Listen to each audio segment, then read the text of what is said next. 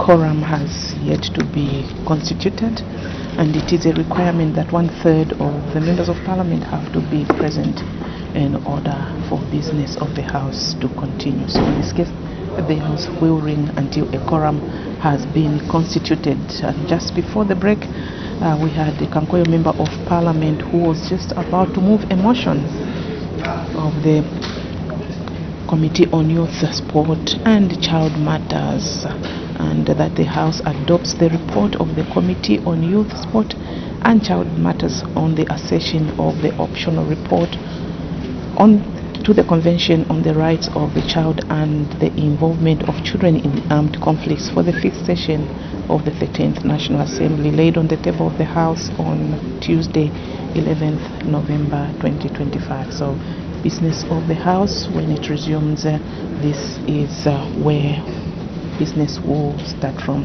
The motion that has been moved by Kankoyo member of parliament, and is still to come. Taza.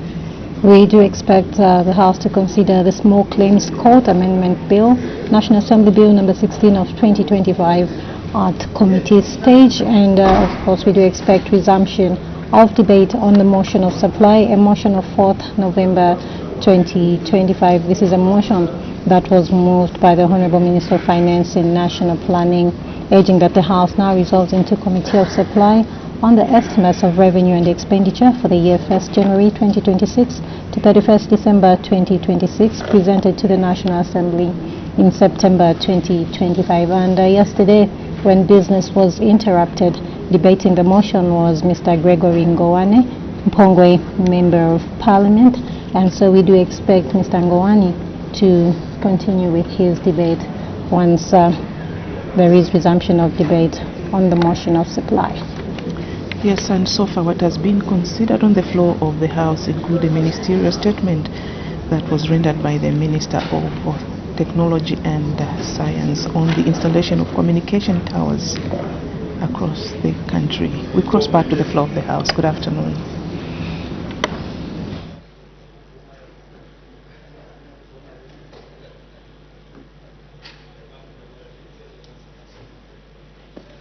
Order, honorable members, order.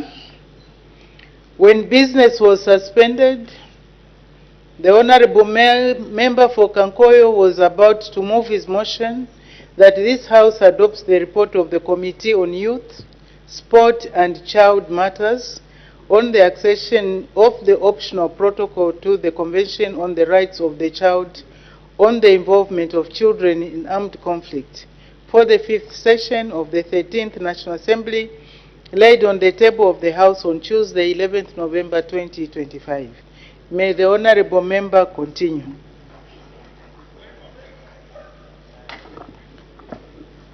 I thank you once more, Madam Speaker.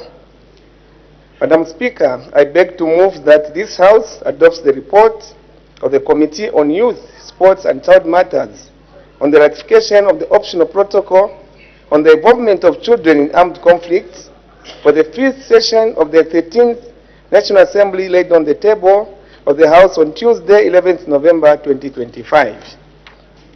Madam Speaker, pursuant to Standing Order 207F of the National Assembly, Standing Order... Thank you, honorable member. Okay. Is the motion seconded? Madam Speaker, seconded. Thank you. Order, honorable member. Seconded by the honorable member for Lukasha. The question is that this House adopts the report of the Committee on Youth, Sport and Child Matters on the accession of the optional protocol to the Convention on the Rights of the Child on the Involvement of Children in Armed Conflict for the 5th session of the 13th National Assembly, laid on the table of the House on Tuesday, 11th November 2025. Any debate? The honorable member for Kankoyo. Madam Speaker, pursuant to Standing Order number 207F of the National Assembly, Standing Orders 2024, the Committee on Youth, Sports and Child Matters was tasked to consider the ratification of the optional protocol on the involvement of children in armed conflicts. Madam Speaker, it is worth noting that Zambia signed the Convention on the Rights of the Child, CRC, in September 1990 and ratified it on 6 December 1991. Further, the optional protocol to the Convention on the Rights of the Child on the involvement of children in armed conflicts was adopted by the United Nations Assembly as a supplement to the Convention on the Rights of a Child on 25th May 2000 and entered into force on 12 February 2002.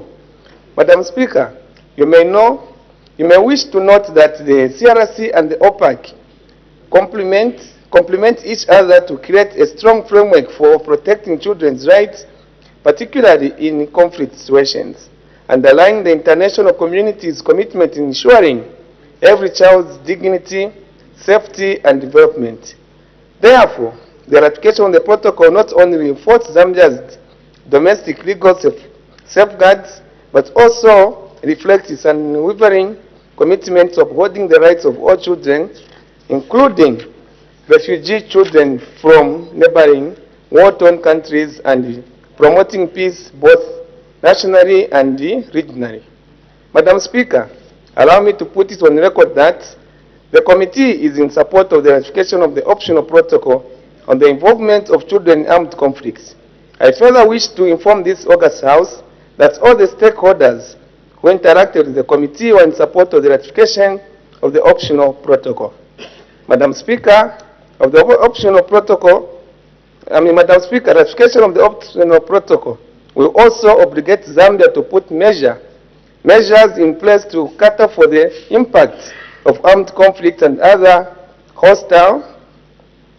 hostilities on the mental health and well-being of affected children, such as provision of trauma-based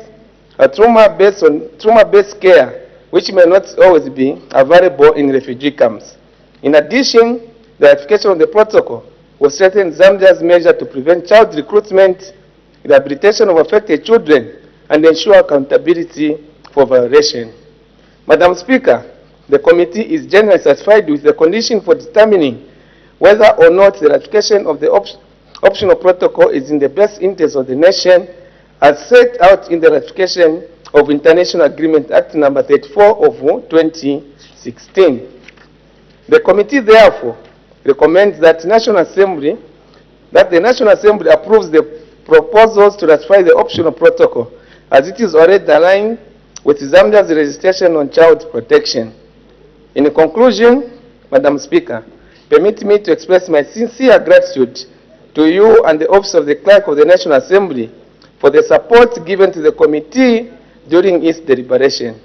Gratitude also goes to all stakeholders who tendered both written and oral submission before the committee. Madam Speaker, I beg to move. Thank you very much. Does the seconder wish to speak now or later? Now, Madam Speaker.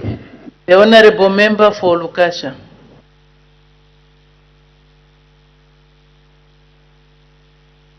Madam Speaker, thank you very much for the opportunity given to the people of Lukasha to support or second this motion, so ably moved by the chairman of the committee, Madam Speaker. It is not my intention, Madam Speaker, to make a lot of remarks about this or to belabor the point, save to adopt what the chairperson of the committee has said as my own words, and recommend that this House do indeed adopt the motion to accede to this protocol. Allow me, Madam Speaker, very briefly to just make very few remarks that may have been missed by the mover of the motion. Madam Speaker, your committee interacted with various stakeholders, among them state actors and non-state actors. In our interactions with the witnesses, Madam Speaker, the witnesses were unanimous on the following. Firstly, they expressed concern about the delay by the country in acceding to this protocol, because it's been 20 years since the call for accession to this protocol was made. The witnesses therefore urged the need for us to urgently accede to this protocol. Secondly, all the witnesses, Madam Speaker, informed us that the country has hitherto been performing their obligations under OPAC even without acceding to this protocol. Because, Madam Speaker, we have been hosting refugees who include children, and sometimes we've been acting as transit countries for people that are looking for better lives who are moving out from areas where there's conflict. In collaboration with the United Nations Human Rights Commission, we were informed that we've been doing this work even when there's no legal obligation.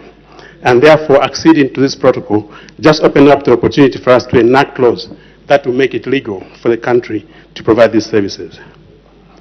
We were also informed, Madam Speaker, that because the current laws that we have in the country, starting with the Constitution, the Children's Code Act, and other provisions, including the Defense Act, do prohibit the recruitment of children into armed forces, and therefore acceding to this protocol will not need a lot of legal reforms for us to comply with international obligations.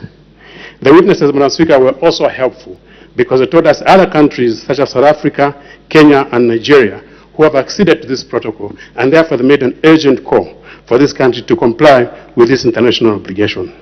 Madam Speaker, I also want to just thank you and thank the stakeholders who came to appear before the committee, even as I beg to move to second this motion. I thank you. Thank you very much. Any further debate? The Honorable Member for Kanyama. Thank you so much, Madam Speaker, for this opportunity of giving people of Kanyama to add their voice to the report on the table. Madam Speaker, safeguarding children from recruitment and participation in armed conflict is a very progressive move. Madam Speaker, we may say we are not affected with these conflicts and is something which is alien to this country, but let us not forget that our colleagues in Congo, they have passed through that, and few other. And for me, whatever happens elsewhere, I think should be an eye-opener to us. We need to prepare. We don't know exactly where we're going and how things will be. So having said that, Madam Speaker, I would want to thank the committee, your committee, by interrogating this matter and come up with the recommendations that will help us safeguard our children. Madam Speaker, you may wish to take note that these children that have been in these war zone countries, after the aftermath actually traumatizes these children. And being children who we look upon as those that are going to take up the mantle when we are gone. And if they are in that state, I don't see a progressive Zambia. So to this effect, Madam Speaker, I would ask everyone to support this report. However, Madam Speaker, I've got few concerns that I would want to raise, so that probably the Minister will be able to address them. The first one, Madam Speaker, is the fact that if you look at this convention, it was adopted in 1998. Then Zambia signed in 1990. Then it was ratified in 1991. Now, looking at the matter at hand and the importance that this needs to be addressed urgently, I would want just to know why it has taken this long. I would call probably 35 years when it came in force, and some of us were 27 years. Some were not even probably of being. So I just want to know what could have been the reason as to why this has taken this long. Madam Speaker, the other concern is we're looking at the obligations that need to be followed as a member state country. There are a lot of obligations that we need to subscribe to. We need to, like we hear from the report, we need to make sure that these children in event they are subjected to this, armed conflict, when they come back, the trauma that they go through, the sufferings which they go through, are we ready to have a rehabilitation center or funds that will make sure that all this rehabilitation, development of these same children is brought to fore? So, in the absence of that, you realize that, Madam Speaker, this may be something of just, rhetoric. So, we just need to make sure that we have all these things lined up as we are acceding to this, protocol. The other issue, Madam Speaker, and final issue that I want to look at, there is a proposal from your committee, Madam Speaker, that maybe we can align the funding that is required into this, program to our national budget. But the question is, do we have the capacity? And looking at, we are struggling this time around to meet the budget declaration of 5% where we need to from the budget. So looking at such recommendation, are we able to sustain that? Madam Speaker, with those remarks, I want to thank you. Thank you very much. There is an indication from the Honorable Member for Chilubi, who is joining us virtually to debate. The Honorable Member for Chilubi, you have the floor. Thank you, Madam Speaker, for giving the people of Chilubi the opportunity to debate on this very important motion. Madam Speaker, I would like to appreciate the move of the motion and the second of the motion for the very good job that I've done. Madam Speaker, this protocol would have come as early as yesterday. But Madam Speaker, even when it has come now, we need to accommodate it within our parameters and especially our legal framework. Madam Speaker, the optional protocol on involvement of children in armed conflicts should not be seen as a distant protocol per se, or a protocol that should apply to Congo, or a protocol that should apply to other countries that have been involved in conflict. It's a protocol that directly also involves us. Madam Speaker, within the parameters of order. Sorry, Honorable Member for Chilubi. There is an indication for a point of order from the Honorable Member for Dudumweza. What's the point of order? Thank you very much, Madam Speaker. Madam Speaker, I rise on a very serious point of order with regards to my fellow Member of Parliament for Chilubi, who is not properly dressed. Is in order to join this House in the manner that he is dressed, Madam Speaker. I raise this on standing order number 63. Madam Speaker, I seriously seek your ruling. Thank you so very much.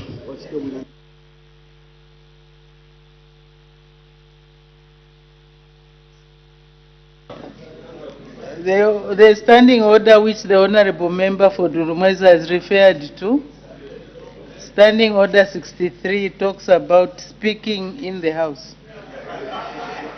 There is nothing about...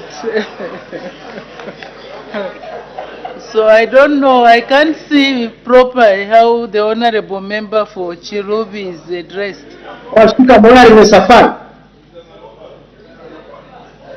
He's wearing a safari, says, with a jacket on top, or what is that? Is it Madam Speaker, that safari where the top and the bottom. Maybe I don't know if I can stand. I'm in the office. I don't know how I can expose myself properly, but I'm wearing a safari suit. Oh, the honorable members. He has a scarf on. He has a scarf. Honorable members, let's make progress. Let's allow him to debate. May the honorable member continue. Madam Speaker, before I was interrupted, I was saying that we should not treat this particular protocol as a distant one, I think it's within the parameters, as your members have already debated properly, that the Children's Code Act number 12, 2022 has already demonstrated the CRC, which is the Convention on the Rights of the Child. And I think this also takes on board, Madam Speaker, Resolution 54/263 of the UN. Madam Speaker, I want to focus on the best interest of the child. And I think the best interest of the child, when I have a child, the definition going by this is talking about anyone under the age of 18. Madam Speaker, having said that, I would like to say that we are talking about children participating in hostility. And away from the armed conflict, which we have not much experienced as a country, we need to also investigate around what Article 4 of the protocol is talking about, the non-state armed groups, Madam Speaker. I think I have in mind that Togota groups, the Togota boys, some of the junkies groups that we have in the country qualify to be exposed to this particular hostility.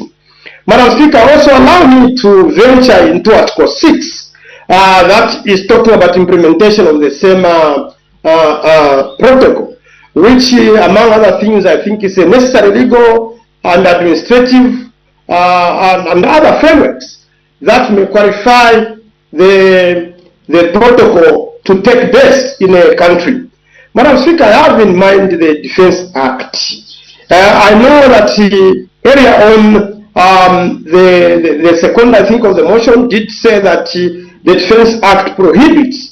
But I think, Madam Speaker, that our current Defense Act has a bit of a safety valve for that, which is under the Defense Act Cap 106, especially under Section 14.2, where it gives leeway that such recruitments may take place when there is parental, consent. Madam Speaker, I also want to venture into what the Children's Code Act, which was passed in 2022, especially Section 23 and 24, where it accommodates what we are talking about today. But Madam Speaker, I have in mind that when we talk about this, it's not the children under those that we receive from Congo and other countries, as it may be, those who are called refugees. But we should also bear in mind that as government is carrying out this geological survey, there are these booming mining, especially that seem to attract and expose children to hostility, because the children around those areas where mining of gold is happening, I think are also likely to fall in that such particular hostility. Addressing that component, Madam Speaker, I want to suggest to the House that as we venture into ratifying the protocol, we need to review properly Section 14.2 of the Defense Act, so that we may not leave any stone unturned. And I think especially also attend to Sections 23 and 24 of the Children's Code Act, so that we may sit well with what is required. Having said that, Madam Speaker, the people of Chile would like to support with no reservations the ratification of the protocol. I thank you, Madam Speaker. Thank you very much. The Honorable Minister of Community Development and Social Services will respond.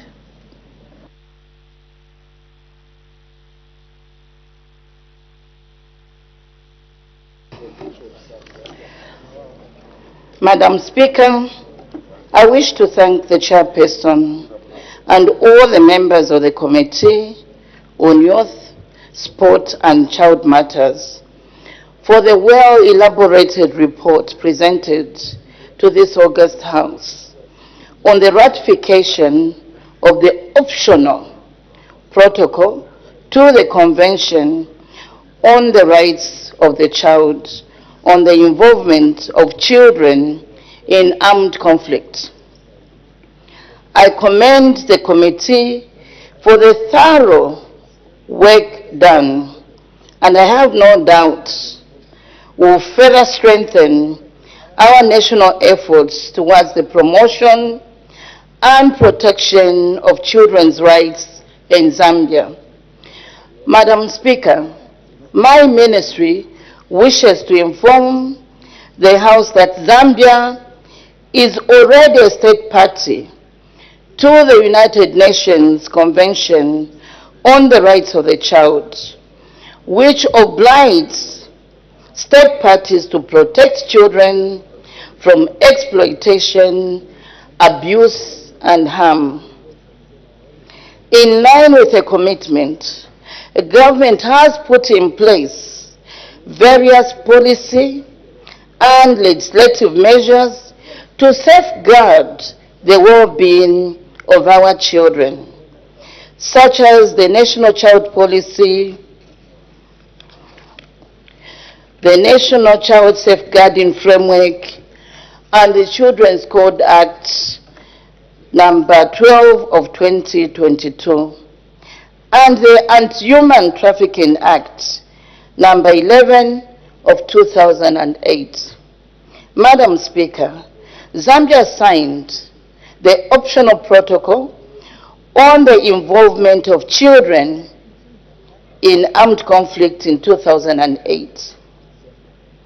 The ratification of this protocol will further strengthen our legal and institutional framework for child protection by prohibiting the recruitment and use of children in armed conflicts. Government recognizes that due to their vulnerability, children require heightened protection from abuse and exploitation, which have devastating impact on their physical, psychological, and social development. Therefore, ratifying the optional protocol will therefore reinforce our commitment to safeguarding our children from such violations. Madam Speaker, in response to the issues raised in the report, as well as the contributions made by members during the debates, my ministry commits to addressing all concerns raised, including strengthening coordination among stakeholders, enhancing the capacity of institutions responsible for child protection, and increase public awareness on the rights of our children. Madam Speaker, I wish to underscore that effective implementation of the protocol will require strong multi-sectoral and multi-stakeholder cooperation involving government, law enforcement agencies, the judiciary, and members of parliament, civil society, and development partners. I therefore call on all stakeholders to join hands with my ministry to ensure that the recommendations of the committee are implemented and that Zambia fully meets its international obligations under the Convention of the Rights of the Child. I submit and I thank you.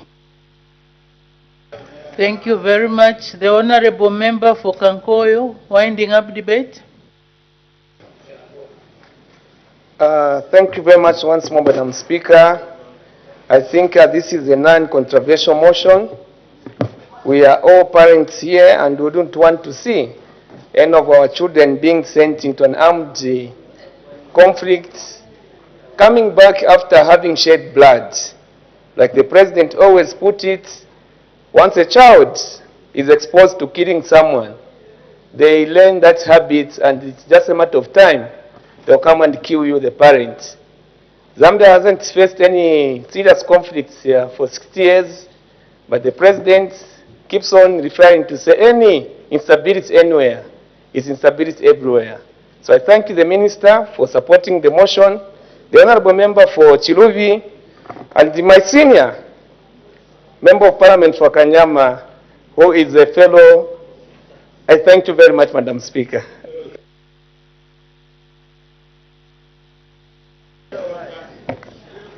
Order, honorable members. Time to make a decision. I put the question. The question is that this House adopts the report of the Committee on Youth, Sport and Child Matters on the accession of the optional protocol to the Convention on the Rights of the Child on the involvement of children in armed conflict for the 5th session of the 13th National Assembly, laid on the table of the House on Tuesday, 11th November 2025. As many as are of that opinion say aye. Aye. Of the contrary say no. The ayes have it. The ayes have it. The question is resolved in the affirmative. The clerk will now read the orders of the day. The Small Claims Court Amendment Bill, National Assembly Bill number 16 of 2025, committee stage. The House will now resolve into committee.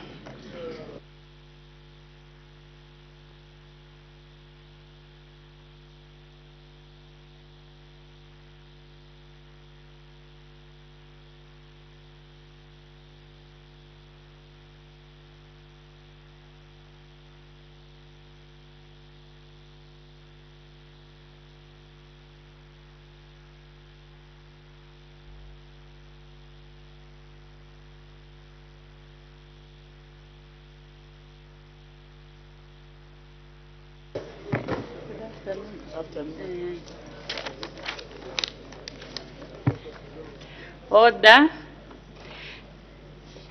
The Small Claims Court Amendment Bill, National Assembly Bill number 16 of 2025. Clause 1, short title, any debate and objection. Clause 1 is agreed to. Clause 2, amendment of section 2. Any debate and objection?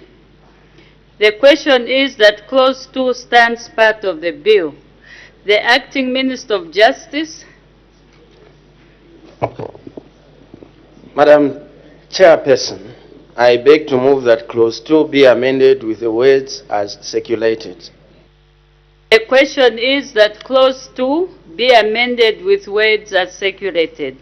Any debate and objection? Amendment is agreed to. Clause 2 as amended, any further debate? I see none. I put the question. The question is that clause 2 as amended stands part of the bill. As many as are of that opinion say aye. Of the contrary say no. The ayes have it. The question is resolved in the affirmative. Clause 2, as amended, is ordered to stand part of the bill. Clause 3, amendment of section 5. Any debate and objection? The question is that clause 3 stands part of the bill.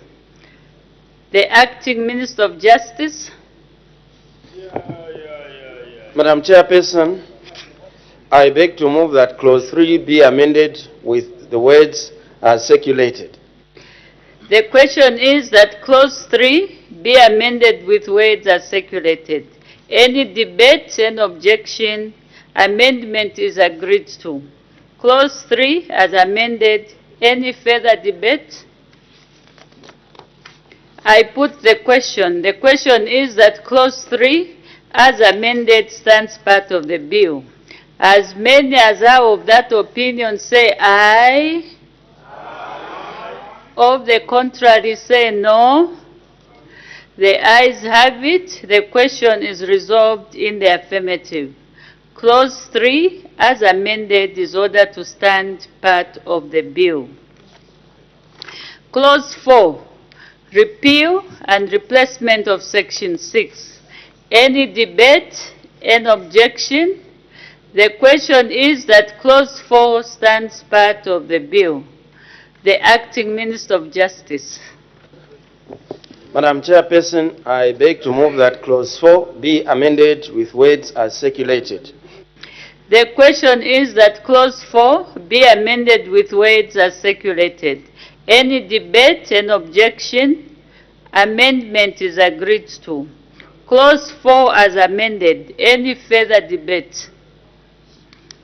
I put the question. The question is that Clause 4 as amended stands part of the bill. As many as are of that opinion say aye. Of the contrary say no. The ayes have it. The question is resolved in the affirmative. Clause 4 as amended is ordered to stand part of the bill. Clause 5. Repeal and replacement of Section 8. Any debate? Any objection? The question is that Clause 5 stands part of the bill. The Acting Minister of Justice. Madam Chairperson, I beg to move that Clause 5 be amended with words as circulated. The question is that Clause 5 be amended with words as circulated. Any debate and objection? Amendment is agreed to. Clause 5 as amended. Any further debate? I put the question. The question is that Clause 5 as amended stands part of the bill. As many as are of that opinion say aye. Let's agree to the bill. Of the contrary say no.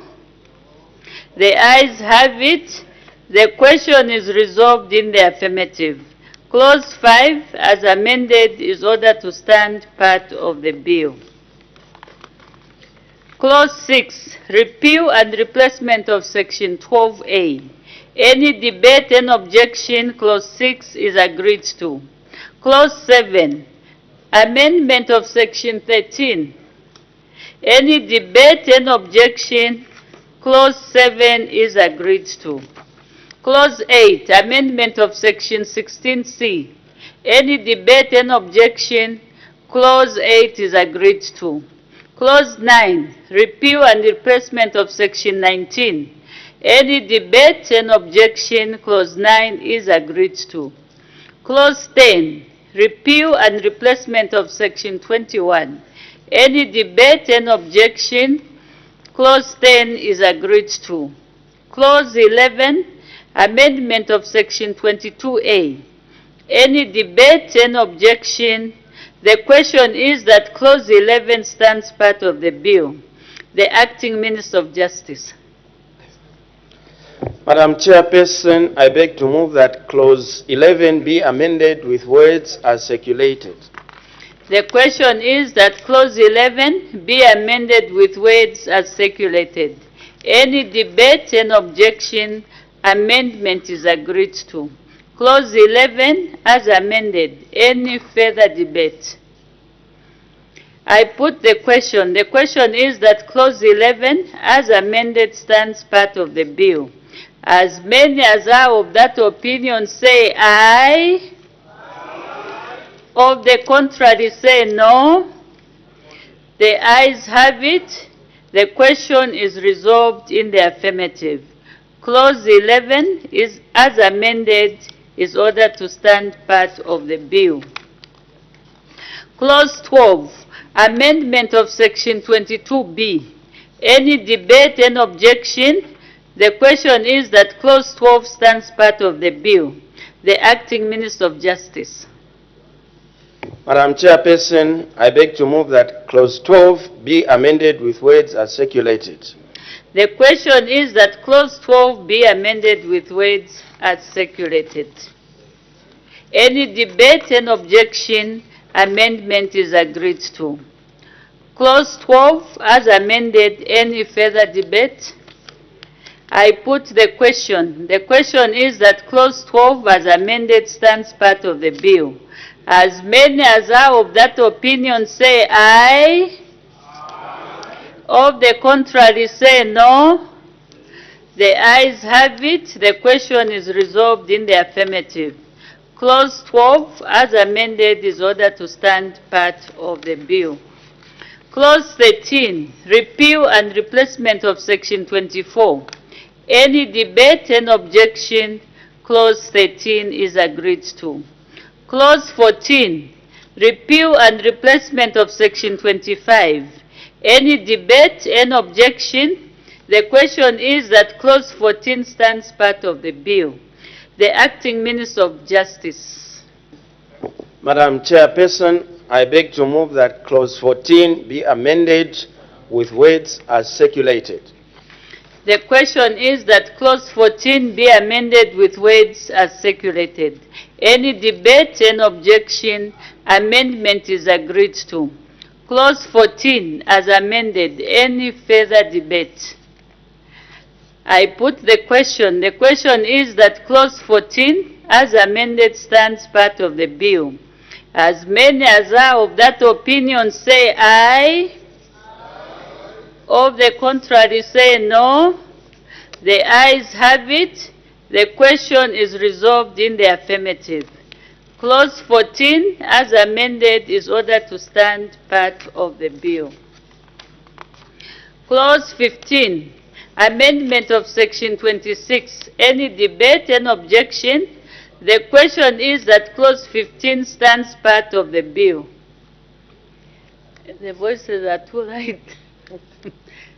I'm distracted. Okay. The question is that Clause 15 stands part of the bill. The Honorable Minister of Justice. Madam Chairperson, I beg to move that Clause 15 be amended with words as circulated. The question is that Clause 15 be amended with words as circulated. Any debate and objection, amendment is agreed to. Clause 15 as amended, any further debate? I put the question. The question is that Clause 15 as amended stands part of the bill. As many as are of that opinion say aye. Of the contrary say no. The ayes have it. The question is resolved in the affirmative. Clause 15 as amended is ordered to stand part of the bill. Clause 16, amendment of Section 27. Any debate and objection? The question is that Clause 16 stands part of the bill. The Acting Minister of Justice. Madam Chairperson, I beg to move that Clause 16 be amended with words as circulated. The question is that Clause 16 be amended with words as circulated. Any debate and objection? Amendment is agreed to. Clause 16 as amended. Any further debate? I put the question. The question is that Clause 16 as amended stands part of the bill. As many as are of that opinion say aye. Of the contrary say no. The ayes have it. The question is resolved in the affirmative. Clause 16 as amended is ordered to stand part of the bill.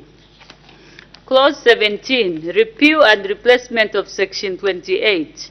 Any debate and objection? Clause 17 is agreed to. Clause 18, amendment of Section 29. Any debate and objection? Clause 18 is agreed to. Clause 19, amendment of Section 31. Any debate and objection? Clause 19 is agreed to. Long title. Long to. Bill will be reported to the House as having passed through the committee with amendments.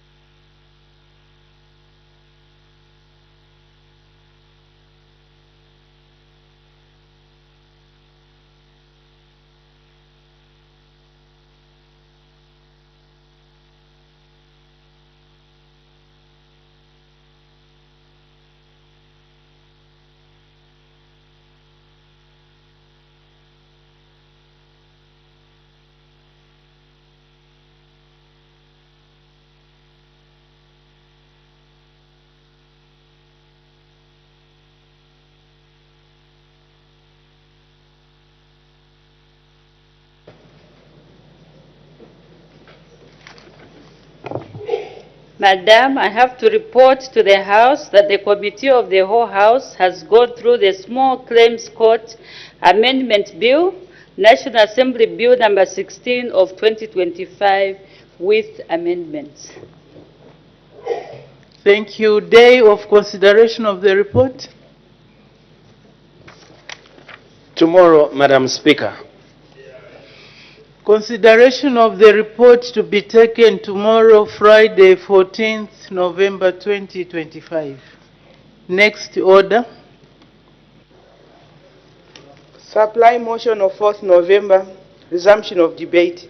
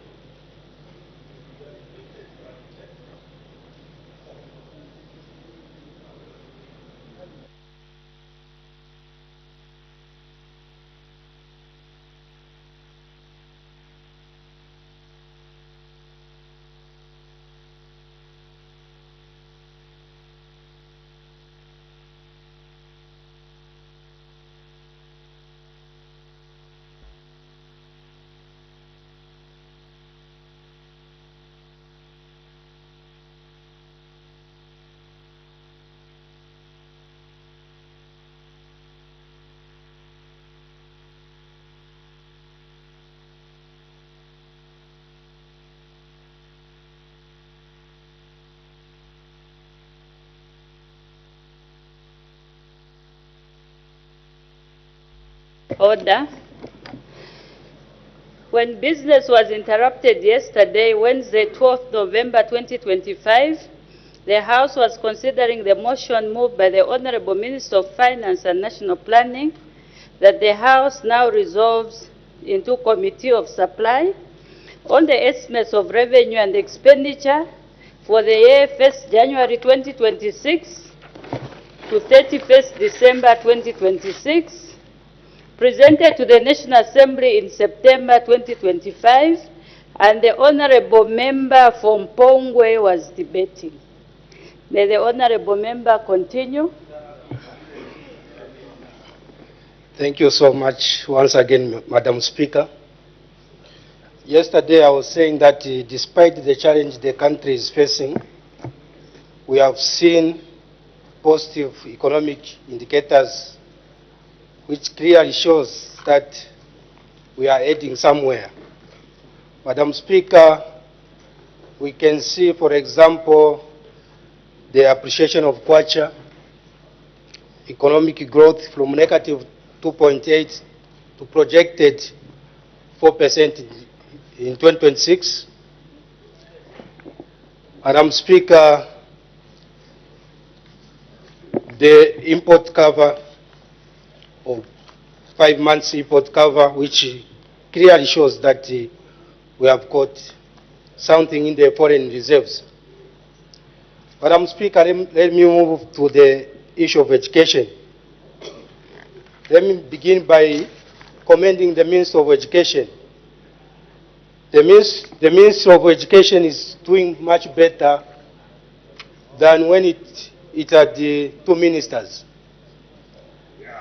For example, since 2021, we have never heard of higher learning institution closing because of issues of loyalties and others.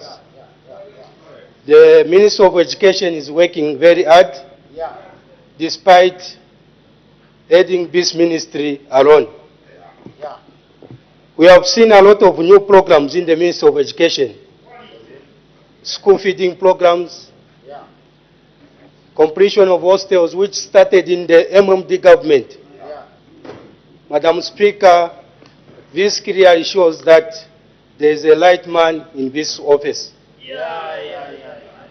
Madam Speaker, it means people thought the free education will be not attained. This time around, free education is a reality in Zambia.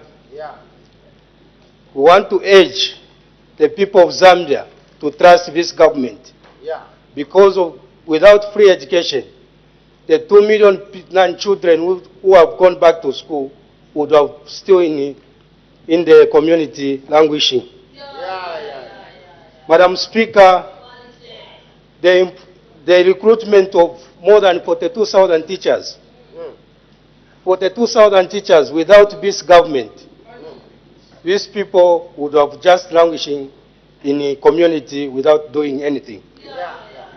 This is commendable.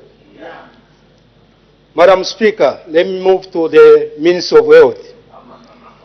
Minister of Health, starting from 2022, government has been increasing funds in the procurement of drugs. This time around, when I was going around health facilities in Mpongwe, most of health facilities in Mpongwe, there are more than 85% of drug levels in these facilities.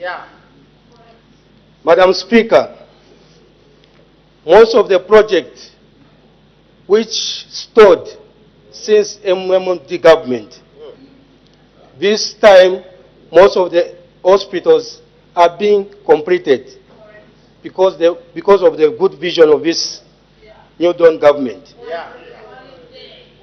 The hospital which started in 2007 in Ikereng, this time it's being completed because of this serious government. Social sector. Madam Speaker, during the drought, no Zambian died because of the drought or poverty. Government put intervention to see to it that every Zambian is protected from the drought which we had in 2023-2024 season. This saw the introduction of cash for work, emergency social cash transfer, and other mitigating measures that the government had put in. Zambians should trust this government because it's there to achieve or protect its citizens. Madam Speaker, the issue of energy. Energy is the driver of this economy. Madam Speaker, I've never heard anyone who is aspiring to the office of presidency, who is saying or who is giving solution to the energy crisis that we have in Zambia. Madam Speaker, this government is working hard. 80% of electricity in Zambia is hydropower. The reason why we have got this crisis is because of the drought that we had in 2023-2024. But these people who are aspiring to the office of presidency, the question that I should ask them, where are they going to get water to fill the Kariba Dam? The answer is no. This government, Madam Speaker, is doing everything possible to see to it that the energy crisis that we have. Oh, you can take your seat. Honorable member, you have even indicated to debate. For the sake of time, because today is your last day to debate, what is your point of order? That is the last point of order so that we Madam cover Speaker, many members. Thank you very much. Madam Speaker, Standing Order 71. Somebody has to be factual. Madam Speaker, the Minister of Information told the Zambian people that we were waiting for the water to fill Kariba Dam. And he told the nation that by June there will be no load shedding. Is the MPs debating in order not to consult from the Minister of Information when that particular water will reach Kariba, so that the Zambian people, Madam Speaker, shouldn't have load shedding. Is in order, Madam Speaker, to debate in that way, instead of asking the Minister of Information when that water will reach Kariba. Madam Speaker, I seek your serious ruling. The Honorable Member for Nakonde. The issue of bringing in what was mentioned by the Honorable Minister of Information, we don't know when it was done. It doesn't apply. In fact, you are out of order, because when you look at the definition of a point of order, it's something that is distracting the proceeding of the House. So the Honorable Member for Nakonde, you were out of order yourself. You may continue. Thank you, Madam Speaker. As I wind up, Madam Speaker, the issue of CDF. CDF is a game changer. From Pongwe, just in 2022, the projects that we did in 2022, your time is up. They are more than the projects which were done from 2011 to 2021. Madam Speaker, I support the motion. Thank you. Thank you. Honorable members, I've got a small announcement to make. Yesterday, there were 2 members that wanted to debate Head 30. Pardon? Head 3. Yes, it was Head 3. But we told them, or we advised them, that they are going to debate tomorrow, meaning today, so that it looks smarter than just coming in. You tell the media to go out, and then they come in. So I'm going to allow the 2 honorable members that wanted to debate Head 03. That was the honorable member for Nyimba and the honorable member for Bwana Mkubwa to debate. I'm also going to ask the media just to leave the chamber. The debate is going to be done in camera. Nyimba says no. Vice President's question time. Okay. Questions for oral answer, understanding order number 76. For a matter to be admitted, it has to be of recent occurrence. Continue watching Parliament TV, a channel dedicated to bring Parliament closer to you.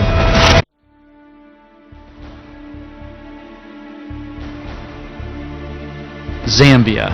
Even saying the word is a multi-sensory experience. It somehow captures something of the essence of this special place in the warm heart of southern Africa.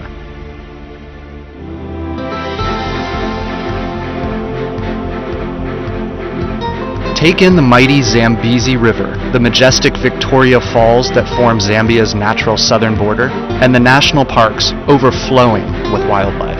Immerse yourself in the fast-growing towns and cities, teeming with history, light, and life.